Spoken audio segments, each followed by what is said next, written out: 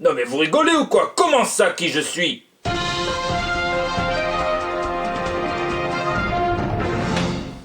Je suis le Paper Toy exclusif du Comi des comics, designé par Bruno Bessadi d'après un concept de Gus Santom. Et je suis pas un type facile. Du coup, pour m'avoir, faudra venir me chercher sur l'Euro Festival, sur le stand du Comi. Et je suis tiré qu'à 250 exemplaires en plus.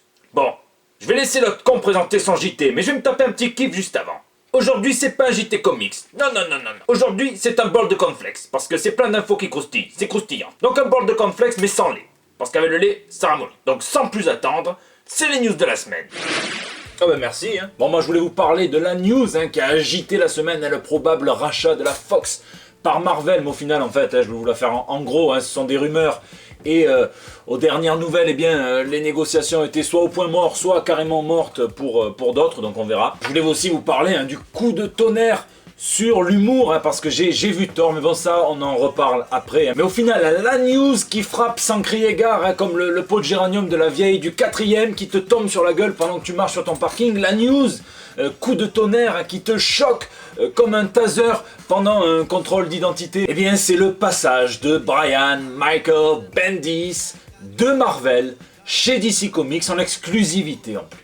Même Daredevil, il n'a pas vu venir celle-ci. Bendis n'a pas attendu Marvel pour se mettre aux comics, il avait fait d'excellents polars auparavant, mais il rentre à la Maison des Idées dans les années 2000 avec Mark Bagley sur le Ultimate Spider-Man, et il va progressivement se hisser au rang d'architecte majeur donc de l'univers Marvel moderne, un univers qui est caractérisé par des events à répétition, et la majorité de ces events sont écrits par Bendis. Secret War, House of M, Secret Invasion, Siege, enfin...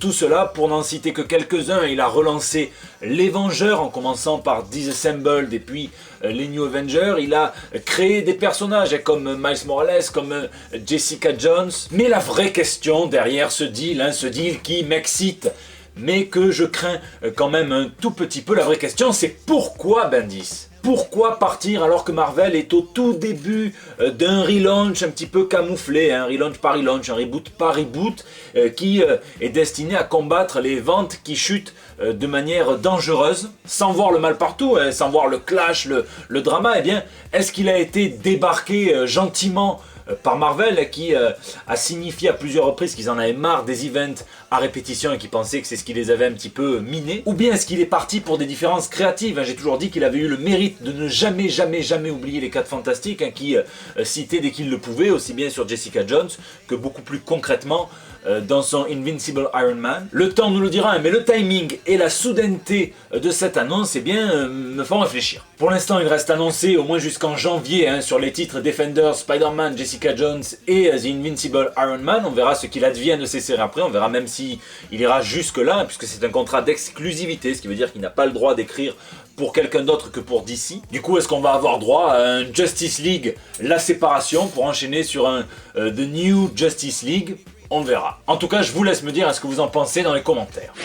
Thor. Tiens, j'ai enfin vu Thor Ragnarok, alors... au moins les 3/4 du film, parce que je vous avoue, je me suis endormi comme un Mjolnir au ciné. Bon, sans vous spoiler, je dois vous avouer que j'ai été totalement surpris par ne serait-ce que la première scène du film, qui moi ne m'a pas du tout fait tourner la tête, et par ce choix de l'humour permanent. C'est pas ma vision que je me fais d'un dieu nordique, mais pourquoi pas. Là aussi, je me demandais pourquoi. Et puis, j'ai lu une interview de Chris Hemsworth pour Vanity Fair et tout est devenu clair et limpide. Si c'était son idée de se couper les cheveux et de casser Mjolnir, eh bien devinez de qui il a eu. Vous allez dire que je fais une fixette, mais c'est pas ma faute, c'est l'actu. C'est la faute de Kevin Smith. Et oui, l'idée est venue à l'acteur de Thor quand il a entendu dans un podcast Kevin Smith qui bâchait la franchise Thor. Et il aurait dit à entendre quelqu'un comme Kevin Smith qui représente le monde du fanboy a été un vrai coup de pied au cul pour changer les choses. Nous n'avons plus grand chose à perdre et les gens ne s'y attendaient pas. Bon voilà, en fait, Thor Ragnarok, les 3 premiers quarts, c'était un super film. J'ai super kiffé parce qu'on aurait pu avoir bien pire, les amis. On aurait pu avoir Thor qui casse Mjolnir en essayant de se l'insérer dans l'anus et Heimdall qui meurt évidemment en faisant de même, mais avec son épée. Du coup, c'est pas pratique, forcément. Et puis, le tout couronné par une petite blague d'Odin qui dit « Mais comment vous croyez que je me suis crevé l'œil ?»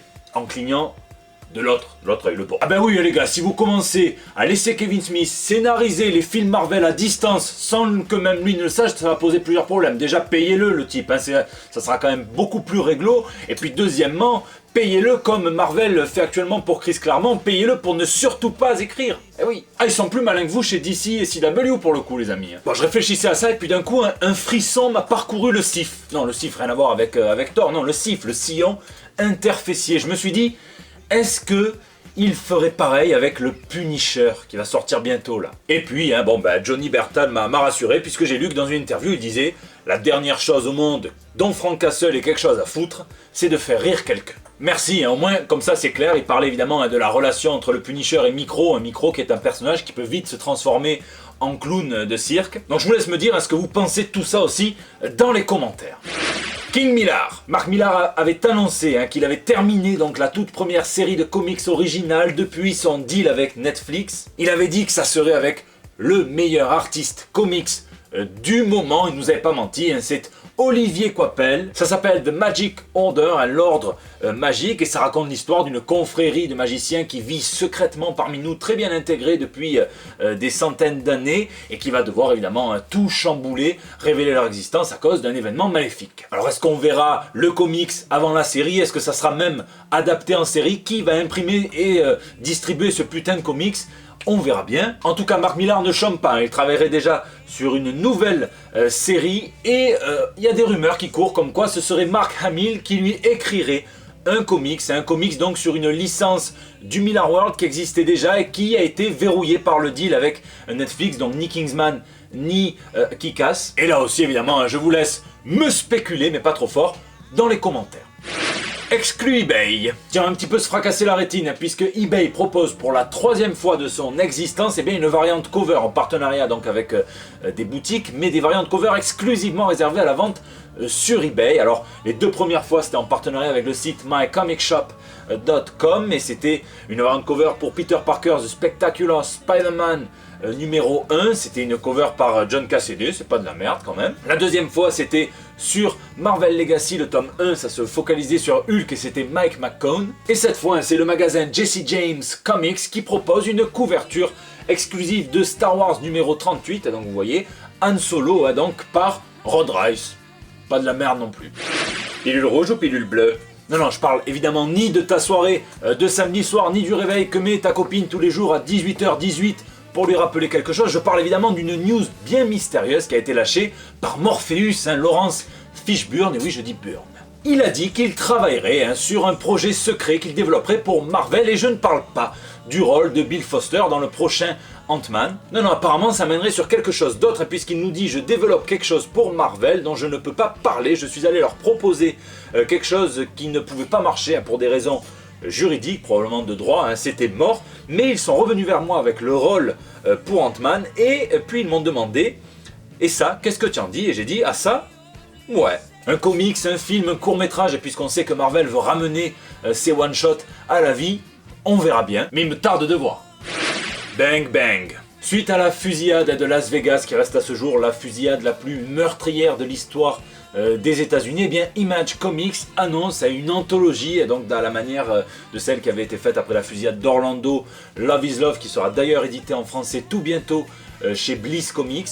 Cette fois ça s'appellera Where We Live, et tous les bénéfices tirés par cette anthologie iront à un fonds d'aide aux victimes. Ce qui est bien, c'est qu'on nous promet une réflexion sur le second amendement, le fameux qui est intouchable et qui donne le droit aux Américains de se balader calibrés. On nous promet une réflexion donc sur son importance et sur le lobby de l'armement aux États-Unis qui s'appelle la NRA. Juste un doigt. On ne le dira jamais assez, mais Batman n'a pas été créé par Bob Kane, il a été créé par Bob Kane et Bill Finger. Le problème, c'est que ce dernier n'a pas signé les bons papiers, s'est fait littéralement baiser et a crevé la gueule ouverte dans une fosse commune, c'est vrai, pendant que Bob Kane s'empiffrait, jouait la star et était connu comme le seul créateur d'un super-héros qui à propos de justice sociale et de grandeur d'âme, alors que c'était Bill Finger qui avait créé pratiquement toute la mythologie du Chevalier Noir, de Gotham City jusqu'au Joker en passant par la Batcave. Alors tout ça malheureusement c'est comme François Fillon, c'est immoral, c'est inhumain, mais c'est certainement pas illégal puisque c'était signé. Alors vous allez me dire, il avait qu'à pas signer ce papier mon con. Et vous avez raison, mais putain Bob Kane, putain c'est pas une raison. Alors depuis quelques années ça va mieux, je vous ai déjà expliqué dans le second ou le troisième JT, Bill Finger a été réhabilité, notamment grâce au travail de Mark Tyler Nobleman qui a fait un documentaire, un livre dessus. Donc DC et Warner ont payé un petit chèque aux ayants droit qui ont été découverts par Nobleman. Et là, il semblerait que ça soit la mairie de New York qui veulent rendre hommage à Bill Finger, puisqu'il va exister une rue Bill Finger, la Bill Finger Street, et elle est placée à 2 pas du parc dans lequel Bob Kane a donné rendez-vous pour la première fois à Bill Finger pour lui parler de son concept de Batman qui était assez bancal et que Bill Finger a rendu totalement stable et en a fait le deuxième super-héros le plus connu de chez DC Comics. Bel hommage.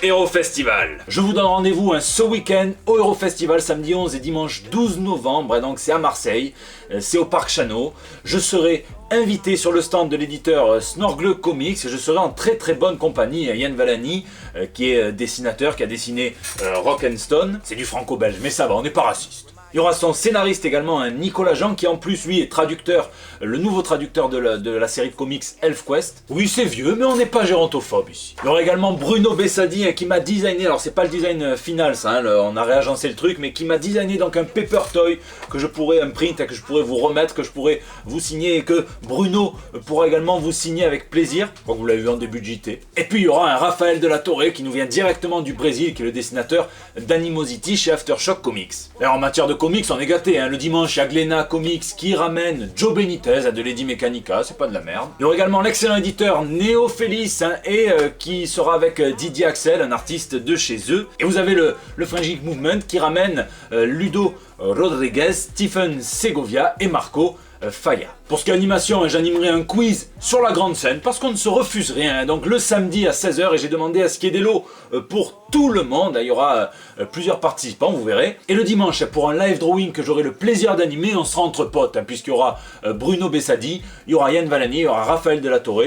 On va kiffer, il y aura du dessin, il y aura du live, c'est parfait. Ça c'est le dimanche à 16h sur la scène Krypton. C'est la fin de ce JT Comics, j'espère qu'il vous a plu, je vous souhaite une excellente semaine. Pour ceux que je vois ce week-end, je vous dis à ce week-end. Pour les autres, vous pouvez toujours venir me voir sur les réseaux sociaux, sur Facebook, sur Twitter, sur Instagram, dans les commentaires de YouTube. J'essaye de vous répondre à tous, c'est un plaisir. Vous pouvez aussi m'y laisser vos petits messages pour le bandeau. À ce week-end ou à la semaine prochaine pour des nouvelles toutes fraîches. Le deal entre Disney et la Fox, ça fait beaucoup de bruit, mais on n'a rien senti.